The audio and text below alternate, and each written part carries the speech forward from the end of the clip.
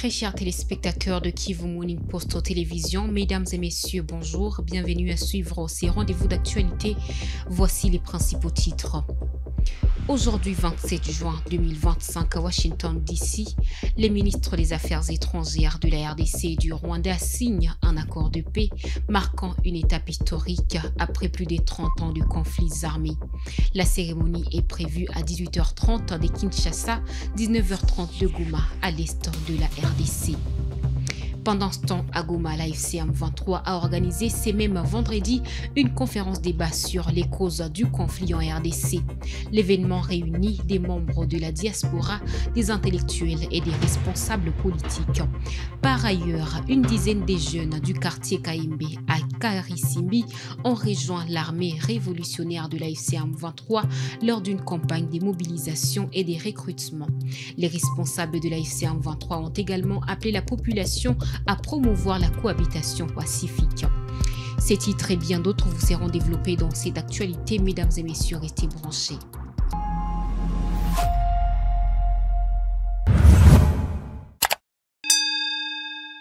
Encore une fois, bonjour et bienvenue aux détails dans cette actualité sur Kivu Morning Post Télévision. Aujourd'hui, 27 juin 2025 à Washington, les ministres des Affaires étrangères de la RDC et du Rwanda signeront un accord de paix marquant une étape historique après plus de 30 ans de conflits armés dans l'est de la RDC. La cérémonie est prévue aujourd'hui à 19h30 locale, 18h30 à Kinshasa et 19h30 heure de Goma. Pendant ce temps, à Goma, la FCM23 a organisé ce vendredi une conférence débat sur les causes profondes du conflit dans l'est de la RDC. L'événement a réuni des membres de la diaspora, des intellectuels et des responsables politiques.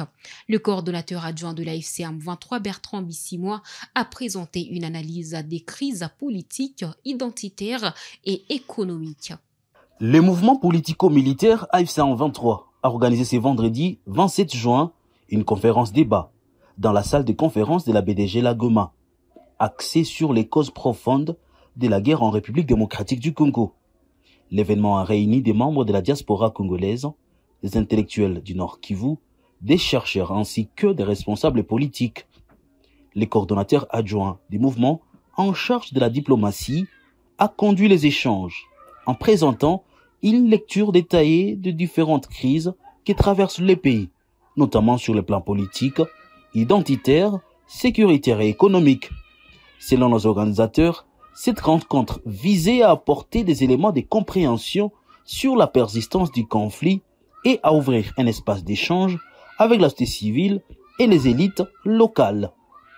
La conférence était tenue dans un contexte de fortes tensions dans l'est du pays où la M23 reste militairement actif malgré les appels à un cessez-le-feu et les pressions diplomatiques.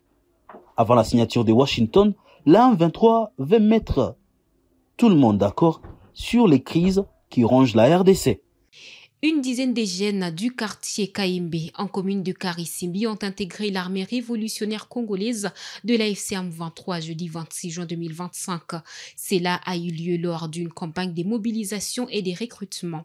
Les responsables de la FCM23 ont appelé la population à la cohabitation pacifique et au soutien des forces de sécurité pour lutter contre l'insécurité dans la ville de Goma. Suivez ces reportages. Plusieurs chansons et slogans étaient scandés ce jeudi 26 juin 2025 par les habitants du quartier Kahembe en commune de Karisimbi pour manifester leur soutien à l'AFC-M23. C'était au cours de la campagne de sensibilisation menée par la coordination provinciale de mobilisation et de recrutement qui avait comme message la cohabitation pacifique, vivre ensemble et éviter le tribalisme. Cette activité a été aussi une occasion pour sensibiliser les jeunes volontaires d'aller en formation militaire de l'armée révolutionnaire congolaise pour servir le pays sous le drapeau de la RDC. Innocent Munyemana, conseiller juridique du gouverneur de province, s'exprime. Tuzidi kupendana na ndio message ya viongozi. Serikali hatutakubali ile ubaguzi iwe ndani ya kazi, iwe ndani ya uchuruzi, iwe ndani sijue ya mipango zingine zote za kilimo ama mipango zingine za kazi. Munapokea hii message ya upendo, ya amani, ya masikilizano.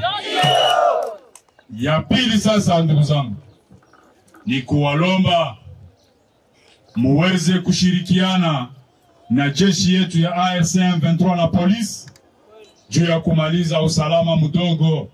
Après les différentes interventions des membres de la coordination provinciale, plusieurs jeunes ont décidé d'intégrer volontairement dans l'armée révolutionnaire congolaise. Ces jeunes recrues témoignent. Na mimi nafurahi kuona gisi ndugu zetu wanakuwa tuokoa na hii vile ya Goma. Mimi najitahidi mimi mwenyewe, mimi najiunga nao kwa kutumika nao. Chama AFC M23. Hakuna mtu yote aliyo ni kazi. Mimi mwenyewe najituma. Nilikuwa tunaipanga sasa nilikuwa naipanga na ifo kwanza niambie mama mimi depuis naambia tu mama ndio ndaka ndio sasa nimeona Cette décision a été saluée par plusieurs habitants de la place qui restent reconnaissants de l'amélioration sécuritaire observée depuis leur libération par l'AFC M23 en ces termes. Kwenda ni volonté. Wanasikia mna raha ya kwenda kuendeleza kazi. Shua ya mtu ndio imani yake. Sidajili amechagua mbaya. Anachagua maana yake anaenda, hakuna kamba, hakuna nini. Yeye anachagua. Aende haiko mbaya. Naweza kosa furaha, si mnaona watoto wetu wanajitoa wanaenda mkazi. Ifo kujitoa, mtu anajitoa pale kwa roho yake anaenda anatatumika na roho iko fasi moyo. Si ni droit mtoto anayetumikia nchi. Hapa kuchagua mbaya. Nchi haiwezi bakia bila soda. Soda njo mulinda amani, njo mwenye anatufundisha sheria. Kukua jeshi ni vizuri sana. Signalons que plusieurs questions posées librement par les habitants de Kahembe ont trouvé des réponses à travers l'équipe de mobilisation. Nous poursuivons cette actualité sur Kivu Morning Post télévision. Mesdames et messieurs, la bourgmestre de Goma a invité jeudi les couples souhaitant se marier légalement à s'enregistrer au bureau de l'état civil opérationnel depuis février. Depuis l'arrivée de l'AFC M23, de nombreuses personnes doutent de la validité du mariage enregistré auprès des nouvelles autorités. L'autorité municipale a précisé que l'AFC M23 délivre les mêmes documents d'actes nuptiaux et a encouragé la population à ne pas laisser les conflits politiques entraver leur droit au mariage légal.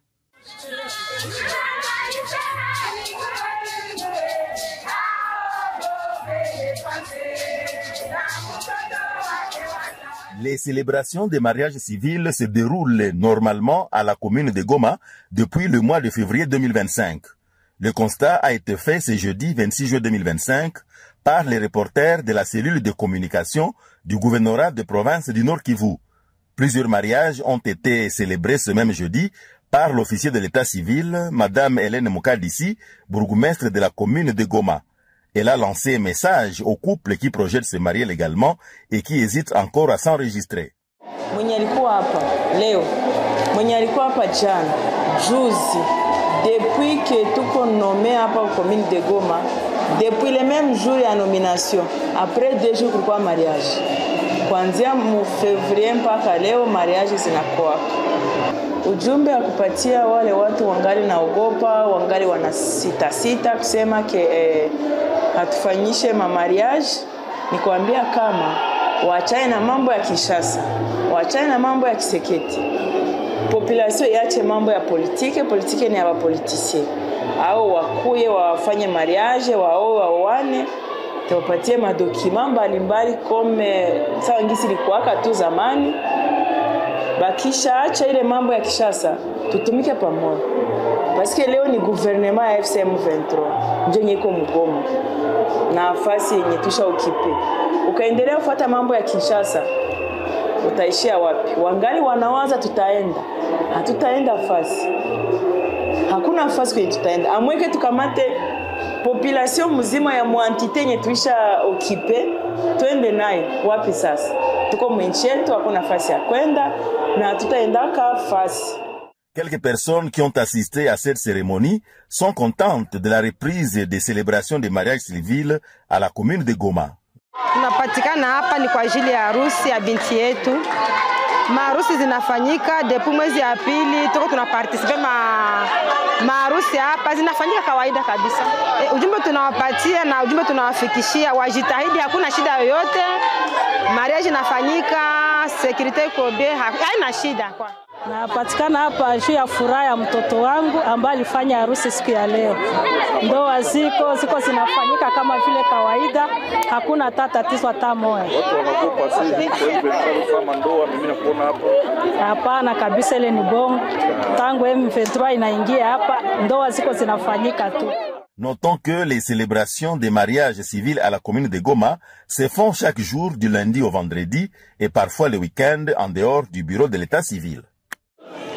Nous, Mkabisi Minagile Hélène, officier de l'état civil et bourgmestre de la commune de Goma, conformément aux prérogatives nous dévolues par la loi et par nos fonctions, nous vous déclarons dès maintenant époux et épouses jusqu'à la fin de la vie. Félicitations.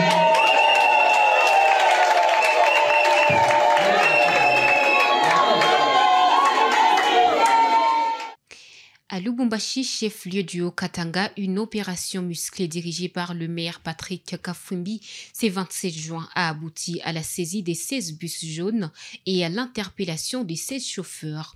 Cette action fait partie d'une initiative visant à restaurer l'ordre public dans la ville.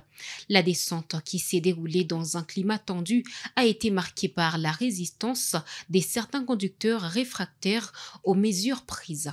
Le premier citoyen de Lubumbashi, le maire Patrick Kafwimbi, continue de prouver que sa place est sur le terrain, au plus près des réalités de ses administrés, bien plus derrière un bureau. Il a conduit personnellement une mission de contrôle renforcée, accompagné de ses équipes techniques et de forces de l'ordre avec pour objectif le rétablissement de l'ordre public.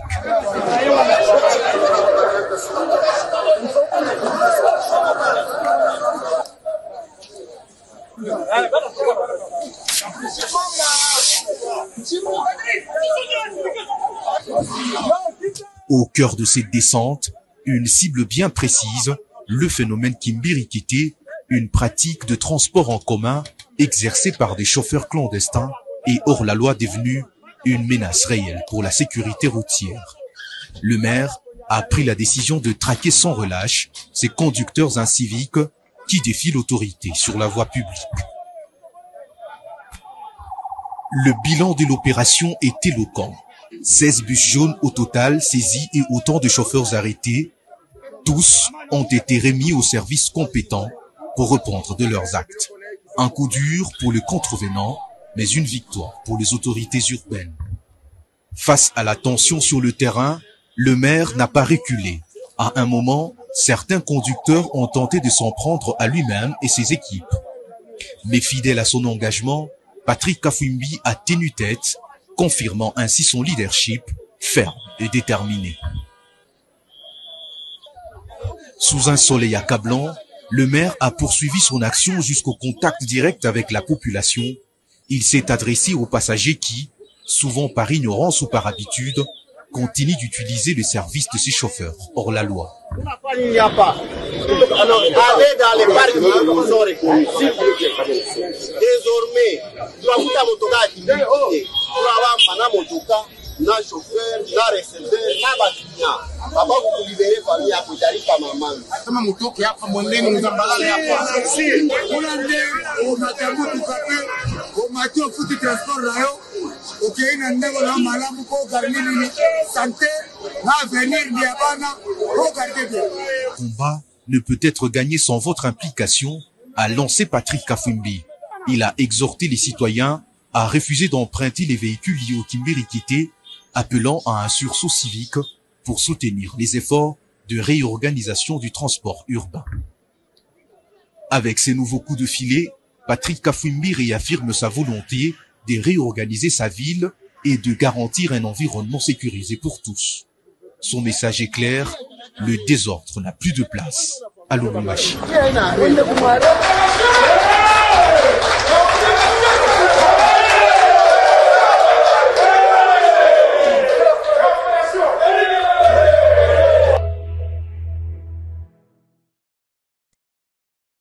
Les travaux de modernisation de l'aéroport international de Louano ont débuté le 26 juin après la pose de la première pierre symbolique par le chef de l'État Félix Antoine Tshisekedi fin avril. Le gouverneur du Haut-Katanga, Jacques Kiaboula, a inauguré le chantier. Louano deviendra un hub international avec un bâtiment futuriste, des aires de stationnement pour plusieurs dizaines d'avions, des terminaux, des passerelles ainsi qu'une brigade anti-incendie et un parking de 1500 véhicules. La firme turque Suma estime à la fin des travaux dans 18 mois. Juin 2025, date butoir, les gros engins tournent à plein régime en plein cœur de l'aéroport international de la Louano à Lubumbashi. Lancé par le chef de l'État Félix-Antoine Tshisekedi Tshilombo, il y a de cela 8 semaines, la construction de la nouvelle aérogare a bel et bien commencé. Il était temps de faire accéder Louano au rang des hubs internationaux. Le gouverneur de province Jacques Ablakatoué était sous ce vaste chantier ce jeudi 26 juin 2025.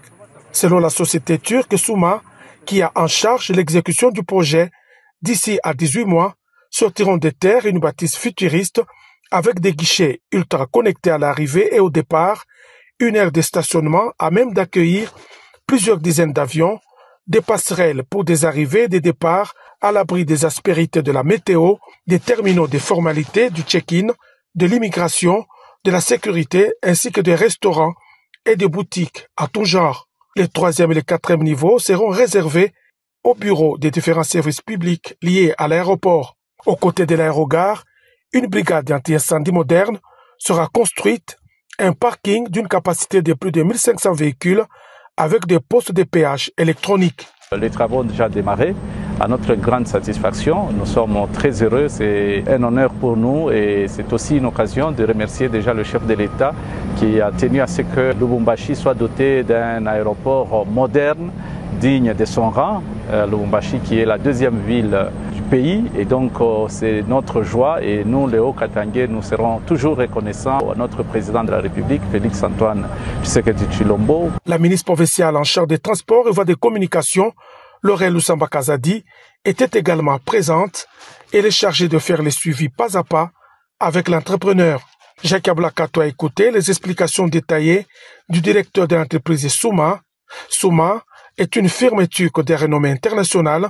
Ses ouvrages érigés dans les normes et dans les délais se comptent par dizaines dans plusieurs pays en Afrique et ailleurs. Lubumbashi, 2e ville de la RDC, aura dans moins de 2 ans un aéroport qui sera un carrefour majeur pour les vols nationaux et internationaux. Un rapport du mouvement citoyen Filimbi publié le 26 juin à Kisangani accuse les Frivao à fond des réparations et d'indemnisation des victimes des activités illicites de l'Ouganda en RDC des graves irrégularités. Le fonds doté des 195 millions de dollars sur 325 millions alloués pour la Cour internationale de justice aurait attribué un marché de 1 million de dollars à l'agence Divo International Sarlu pour un documentaire sur la guerre de 6 jours à Kisangani sans respecter les procédures légales. Explication avec Georges Benmouima. Les rapports révèlent que les contrats initialement évalués à 700 000 dollars américains a fait l'objet de 2 décaissements de 500 000 dollars américains chacun dans un contexte d'opacité totale. La régularisation des fonds a été tardive et floue et le documentaire censé être livré en 2 mois n'a été présenté qu'après 6 mois sous la pression de Filimbi dans la salle showbiz, propriété du patron de Divo, M. Deo Divo, en présence du coordonnateur de Frivao. Les programmes d'indemnisation censés constituer le cœur moral de la mission de Frivao est aujourd'hui attachés par des pratiques de fraude, d'extorsion et de détournement, notent les rapports de Filimbi. 2 informations concordantes révèlent également que des individus absents de la base des données officielles ont perçu des montants de 2 000 dollars sans aucune vérification préalable.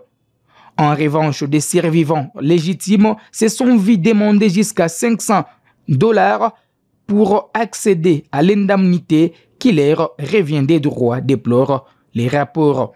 Plusieurs témoignages confirment cette réalité sanglante. L'un d'eux évoque un appel annonçant l'octroi de $2000 conditionné au versement préalable de $500, précisent les rapports. Un autre témoignage raconte qu'un nom a été rayé des listes en raison du manque d'argent pour motiver les dossiers malgré la légitimité évidente de la victime. Ces systèmes de corruption associés à une instrumentalisation cynique de la souffrance humaine constituent une nouvelle agression pour ceux qui espéraient réparation. Ce qui devait incarner l'espoir d'un peuple meurtri devient, au fil des révélations, l'emblème d'une trahison institutionnalisée, affirment les rapports de Filimbi. Conçu comme un instrument de justice réparatrice pour les victimes des atrocités à l'Est, le Frivao est désormais au cœur d'un scandale d'une ampleur alarmante. La structure censée restaurer la dignité des survivants est aujourd'hui synonyme de mauvaise gouvernance, de favoritisme et de détournement présumé des fonds publics, regrette les mouvements citoyens dans son rapport.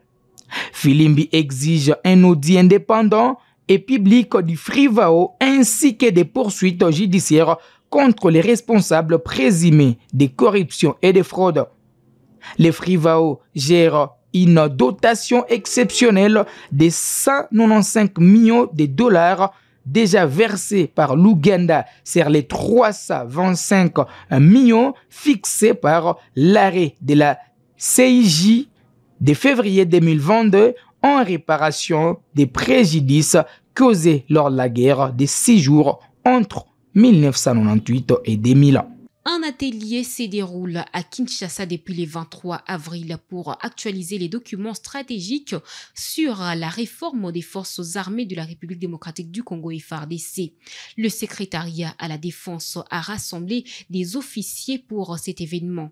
L'objectif principal est de moderniser et professionnaliser les FARDC afin de les adapter aux exigences internationales. C'est ce qu'on appellerait les travaux d'actualisation des documents stratégiques sur la réforme des forces armées de la République démocratique du Congo ont été officiellement lancés le lundi 23 juin 2025 à l'hôtel Africana Palace dans la commune de Lingwala. Organisé par le secrétariat général à la défense en partenariat avec l'Union pour la paix et sécurité UPES en sigle, cet atelier regroupe plusieurs officiers supérieurs et subalternes issus des différentes structures des forces armées de la République démocratique du Congo.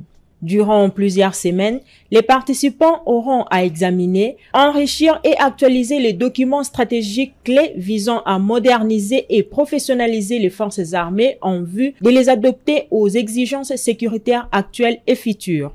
Alors, au niveau du commandement et de la logistique, il y a un effort qui est fait en ce moment pour trouver une grande cohérence dans la verticalité du commandement et la chaîne des opérations. Et j'en avais juste touché un mot dans la question précédente. C'est une grande coordination entre les chaînes logistiques et les chaînes d'emploi des forces qui vont permettre que les bons matériels et la bonne logistique arrivent au bon moment, là où ils sont nécessités pour l'emploi des forces. Alors, pour notre premier atelier, nous sommes essentiellement focalisés sur comment construire un modèle d'armée à l'avenir. En conséquence, nous sommes beaucoup focalisés sur les méthodes que nous allons utiliser, la manière et les processus que nous allons utiliser pour identifier les menaces émergentes de manière à poursuivre le travail d'adaptation des forces armées de République démocratique du Congo à ces futures menaces. En fait, ce qu'on fait comme atelier aujourd'hui et ce qu'on va faire dans les jours qui viennent, c'est dire aujourd'hui, les forces armées de République démocratique du Congo font face à un ennemi d'aujourd'hui. Elles doivent continuer leur effort pour être encore plus performantes demain en fonction des évolutions prévisibles des ennemis et des adversaires. Mesdames et messieurs, c'est par cette information que nous clôturons ces rendez-vous d'actualité sur Kivu Morning Post aux télévisions. Nous vous remercions de votre fidélité.